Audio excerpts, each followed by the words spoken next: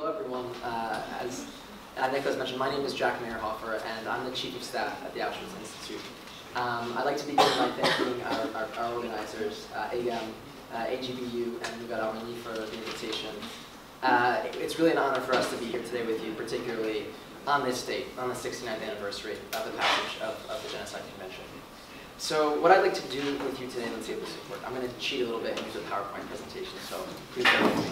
But what I'd like to do with you today is talk about the role of governments, what governments are doing for genocide prevention, and what it looks like. And so I'll give you a very brief introduction to what it is that we do at the Auschwitz Institute, and then speak specifically about what's taking place at the national level and at the regional level in terms of what are governments doing to address these issues. And then close with giving what I see as really the added value to taking a regional approach to these issues. So very briefly, I'll tell you, at the Auschwitz Institute, we are a non-governmental organization, and we work in the prevention of genocide and other atrocity crimes. But I should say right away, I know that sometimes when you hear that genocide prevention, that can sound like a very big thing and not very tangible. But what we focus on at AIPR is very, very early prevention. Prevention very, very early on. Genocide is a process. It requires organization. It requires planning. And the good thing about that is that that process can be interrupted, and it can be slowed down, and it can be stopped by taking actions. And the earlier you take those actions, the more options you have to address that, and the more successful you are in stopping it. So we at AIPR really work on the very, very early preventive side. There are many great organizations that do crisis management or crisis response. We at AIPR don't do that. We're more on the earlier side of training for prevention.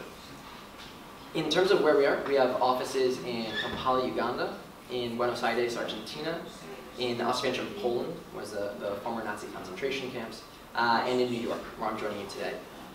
And then finally, in terms of what our work looks like, who we work with and what we do, we work primarily with government officials, the executive branch of government, working with members from ministries of foreign affairs, justice, interior, education, providing education, training, and technical assistance programs that help to build their capacity to recognize early warning signs to potential future atrocities and take early concerted action to address that. And then again, just to reiterate, in terms of how we see genocide prevention, it's very much early on. So we don't see genocide prevention, for example, with what we do at our organization, involving armies and militaries coming in after conflict has already started. For us, that's taking place after prevention could have happened. What genocide prevention policy looks like in our work with our governments are things that governments can do, for example, to address hate speech, to address hate crimes, to allocate resources and funding to the most vulnerable communities in their society to reduce their risk of being targeted and reduce their levels of discrimination. And then I should also mention sometimes something that's not necessarily seen, although I think in this conference it's very well recognized as prevention, is it's incredibly important what a state does after experiencing atrocities. In the field, one of the largest risk factors for knowing whether or not a state will experience atrocities in the future is knowing whether or not they've experienced it in the past and how they've dealt with it.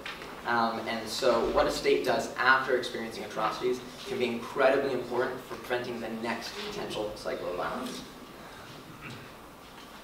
So very briefly, I won't go through all of our programs, but you can just see here where we work. Our longest running program is called the Global Raphael Lemkin Seminar for Genocide Prevention. Many of you may know Raphael Lemkin was the Polish Jewish lawyer who actually created the word genocide in 1944. Of course, genocide already existed, but there wasn't a name for it. And so he created this word that just 4 years later would actually have an international UN convention against it, which I think is quite impressive. That seminar actually takes place at Auschwitz, which is where we get our name from. And then the only other program that I'll point at here that you can see is that the majority of our programs, take place with members of the executive branch of government. But through this work, we've realized something that I'm sure the Elie Wiesel Network knew a long time ago, but how important it is to work with members of parliament and the legislative side in terms of the role that parliamentarians can play in supporting the work of their state and their prevention efforts. Okay, so to get to more specifically what I'm here to talk about today, government action, what it is that governments can do to better prevent and address risk factors that can lead to atrocities. And I think in general, there are two general steps, I'm sure among others, but there are two general steps that states can take regarding raising the prioritization of the mass atrocity prevention agenda within their work. And that's through developing national structures within government, what we call national mechanisms, which I'll talk about in just a moment, and taking part in regional organizations and cooperating at the regional level through regional networks for atrocity prevention. So what a national mechanism is for genocide prevention, this is something relatively new that we've noticed in the field that have been developing independently of each other in different states and in different regions. And what they are government structures that are interministerial in nature. It's a government institution that will have, it will have someone from foreign affairs, from defense, from education, in some cases also including civil society, but has a very wide range of membership to make sure that both looking at risk and addressing it is a whole of government approach and leveraging all the tools of government to do this. And what this body is tasked with is first analyzing, doing horizon scanning for understanding where are there risks at home, and then coordinating a whole of government approach. So not simply the 15 to maybe 30 people who are on the National Committee, it's not their sole responsibility to do the work, but to coordinate by leveraging the tools that the Foreign Office might have or that the Ministry of Economy might have to address those issues. And ideally, these national mechanisms would be both inward and outward looking, meaning that they address both domestic issues at home as well as support other states in protecting their own populations. And I know sometimes this can sound a bit not as tangible, so just to give you some concrete examples where they exist, and I'll talk about their work in just a moment. In Tanzania, they all have slightly different names, but in Tanzania today, there's an official national mechanism that you can see there with a very long title, but it's a national mechanism for genocide prevention. In Argentina and in Paraguay, through both executive decrees and a bill that's with Congress right now in Parliament, they are developing national mechanisms. And then finally, in the United States, there was something called the Atrocities Prevention Board, which was also created out of executive action and points to one of the very important reasons for needing legislative backing behind these institutions, because they may only last as long as the administration that creates it. One of the issues with the U.S. Atrocities Board is that it was actually only outward looking, and so didn't address many of the very important dynamics that were taking place and are taking place within the United States.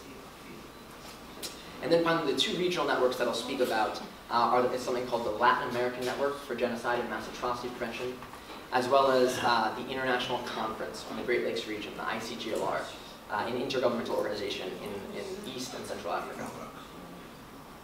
So to begin with the Latin American Network,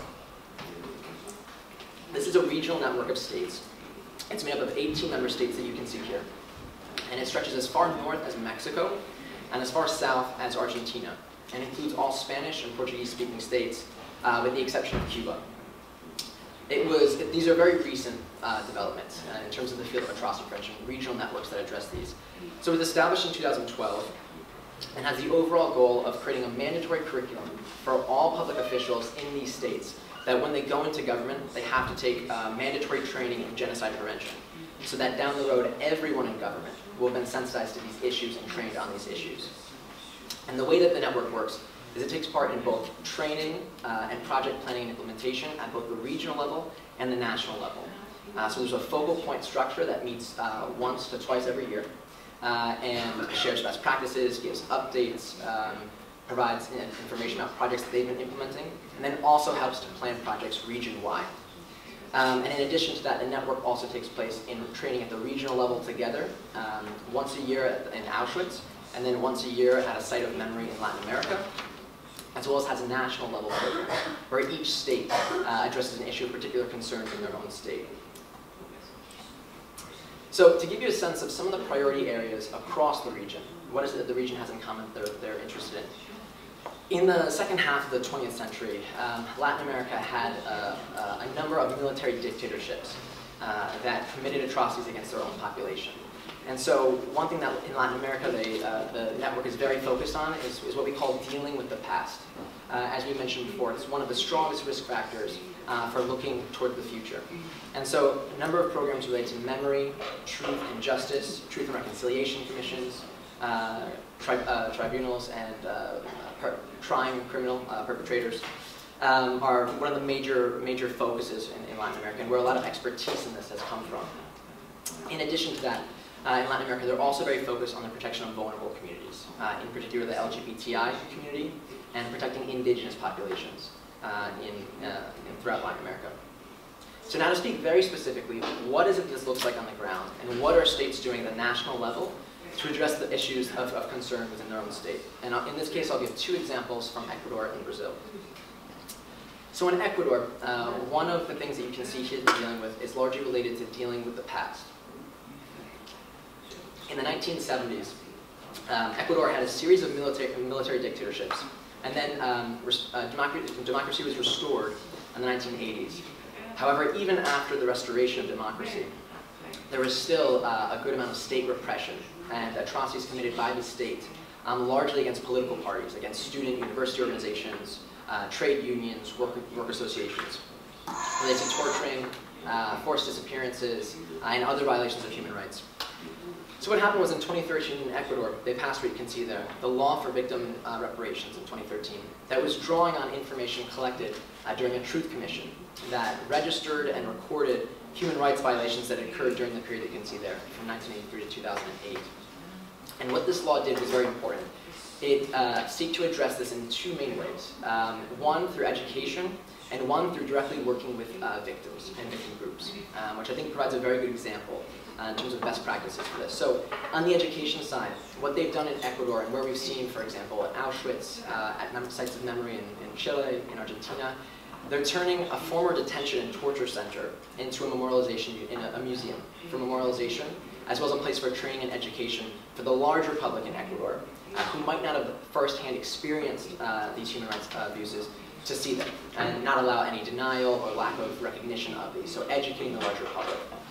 And then on the side of working with victims, what this law also does is provide material reparations, which unfortunately is far too uncommon, in fact, when dealing with victim groups. So as you can see there, they dedicated a certain number of funding to provide free healthcare, free education, and affordable housing to help to begin to restore some of the livelihood that was stolen from the victims by the government during the years of repression. And then finally, one thing that I think is very critical is that every decision taken, all this work is coming out of the Office of the Ombudsperson, the High Human Rights Authority in Ecuador. All of the work and decisions that this office is taking is only made after directly consulting with the victims group themselves to make sure that the policies that they're enacting really meets their needs directly. Then moving on to Brazil, it's interesting to see a similar program, but focused on the protection of vulnerable communities. And this was actually taking place through some work of the government of Sao Paulo in Brazil. So what the government in Sao Paulo did was recognize that the LGBTI community in Sao Paulo was one of the most vulnerable populations. They were marginalized on the outside of society, high levels of discrimination, attacks. And as you can see, they actually had a life expectancy before this project of 40 years, which is horribly low. So what the government decided to do was, again, to allocate a certain number of funding geared towards reducing their vulnerability of the LGBT community and raising their visibility in society. So you can see what they did was they provided free public services and bring them into the public sector, free education, free vocational training, along with job placement, helping them to get, again, into mainstream society and no longer be marginalized. On the side, receiving Social Security. And what this did was it raised their inclusion and participation in the political process, and again, brought more visibility and reduced their vulnerability as a community. And this has led to more training for Brazilian government officials related to other vulnerable communities. And so I think it provides a very good example. So these are some of the examples that states are doing to address risk factors that exist for atrocity prevention related to dealing with the past, related to dealing with past atrocities, as well as working with vulnerable communities to reduce their vulnerability. So now I'll switch to speak a little bit about what's taking place in the Great Lakes region of Africa. I'll be very brief on the organization, but there's an organization called the International Conference on the Great Lakes Region, which is an intergovernmental organization that was established in 2000 to bring peace, security, and stability to the region. And it's, by virtue of membership in the ICGLR, each state signs on to 10 legally binding protocols. And the third protocol is actually related to the prevention and punishment of the crime of genocide. And what this says is that each state who's a member has to participate in a regional committee, a regional network for atrocity prevention, as well as establish national structures, national committees, national mechanisms for genocide prevention. One thing I'll say about the membership of these national committees, I think to the great credit of states in the Great Lakes region, is that they also include civil society, and in some cases at very high levels, sometimes as vice chairs of the national committees. I think in the Great Lakes region they provide a very good model for the rest of the world in terms of government and civil society cooperation on human rights issues, which can be very contentious at times, and I think provides a good model. So ideally what this would mean is that you'd have 12 fully functioning national committees implementing programs. But as you might imagine, it's really varies. In some cases, there are states that haven't taken any steps yet to establish national mechanisms. In cases like the DRC or South Sudan, you have national committees that have officially been launched, but because of ongoing conflict have been unable to really implement activities. But then you also have states that have national committees that exist and that are implementing policy. And so I'm going to give you some examples of those in just a moment. Before I do, in terms of the Great Lakes region, what are their areas of priority? As you'd imagine, they're a little bit different than in Latin America due to historical context. So states in the Great Lakes region, what they express as some of their biggest areas for concern, for example, are the prevention of electoral violence. Something that we see, for example, in Kenya, which is very important. Violence related to resource scarcity and competition over resources, and how that can divide communities and lead to conflict. Or, for example, combating youth paramilitary mobilization, giving youth other options other than, and inoculating them somewhat from being manipulated for political reasons into violence. And so here I'll give 3 quick examples of national committees that exist that are implementing policy in Tanzania, Uganda, and in Kenya. So here you can see a picture of the Tanzania National Committee in Dar es Salaam. In terms of what the Tanzania National Committee has done, one of the biggest areas of concern in Tanzania is actually related to violence that is broken out between farmers and pastoralists who are competing but sharing land for either grazing their animals or for farming. And what this has done is led to some clashes between the two communities, led to hate speech, a number of clashes, and even some deaths as well. So the Tanzanian National Committee decided that they wanted to address this and not let it escalate into a crisis between two identities. And so what they did was a number of trainings related to resource scarcity related violence, and ended up implementing what are called peace fora. These are essentially community-level mediation programs, where members of the National Committee leave Dar es Salaam and go out to the community where the conflict is taking place, and facilitate a mediation between members of both sides, and help to give them a place to air out all their grievances, and then develop strategies that are led by members of the community themselves, so that they're enduring and sustainable. And so you can see here they did that going back as far as 2014, and have continued those through 2016 and in 2017 now as well. And then I'll also just mention that the National Committee in Tanzania is now establishing a center for early warning and response, which points to one of the challenges of these national committees, given how new they are, is having a space, is having a place to do their work and to implement their policy and be able to meet. And so they're now creating an early warning center in Tanzania. In the case of Uganda, you can see here, their areas of concern were slightly different. So in Uganda, what the National Committee was focusing on was combating youth paramilitary mobilization. In Uganda, there was something called Crime Preventers, which was a youth wing of a political party that was being used and manipulated sometimes for political violence and political intimidation.